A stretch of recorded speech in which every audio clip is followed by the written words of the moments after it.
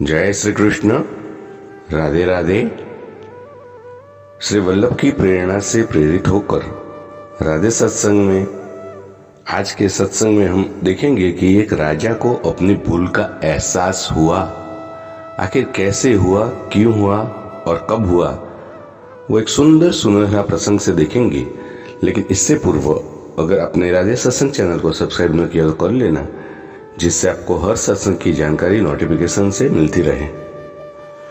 तो प्रियजनों, एक बार एक राजा को किसी विदेशी राज्य से उपहार में कांच की 3 सुंदर मूर्तियां प्राप्त हुई थी। राजा ने उनकी देखभाल के लिए एक नौकर को नियुक्त कर दिया था। नौकर रोज उनकी सफाई करता और उसे चमका कर रखता था। राजा का स्पष्ट आदेश था कि मूर्तियां की देखभाल में कोई कमी न रह जाए। वो मूर्तियां इतनी सुंदर थी कि राजा कोई भी हिसाब से उसको गंवाना नहीं चाहता था। एक दिन हुआ यूं कि सफाई के दौरान नौकर के हाथ से एक मूर्ति गिरकर टूट गई। राजा के क्रोध का ठिकाना न रहा, आग बबूला हो गया। उसने तत्काल नौकर को मृत्यु दंड देने की घोषणा कर दी।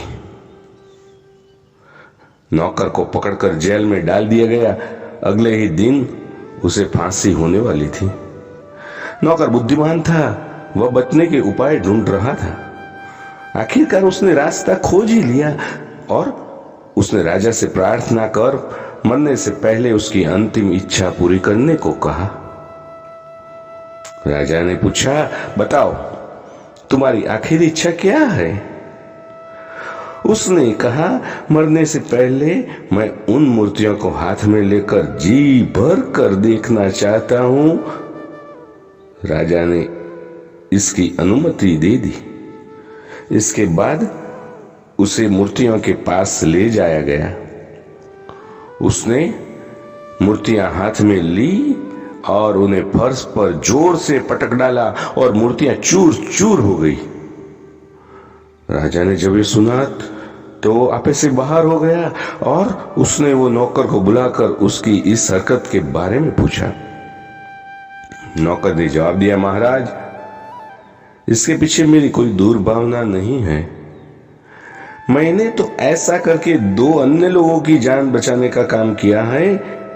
आप किसी न किसी को इनकी देखभाल के लिए तो रखते, और देखभाल के क्रम में उससे भी मूर्ति टूट सकती थी।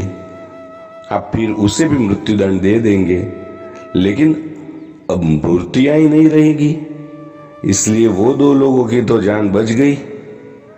मैंने मेरे जीवन के अंतिम क्षणों में एक पुण्य कार्य करने की एक कोशिश की, राजन। नौकर की इन भली बातों से राजा को अपनी भूल का एहसास हुआ। उसने नौकर को क्षमा कर दिया। तो प्रियजनों, ऐसी कई छोटी सी भूल होती है, लेकिन उसका एहसास हुए तो ज्यादा अच्छा होता है, जिससे सबका भला हुए। तो प्रियजनों, इस छोटे से सत्संग को आज राधे सत्संग में वल्लभ के चरणों में समर्पित करके अत्र विराम देते हैं।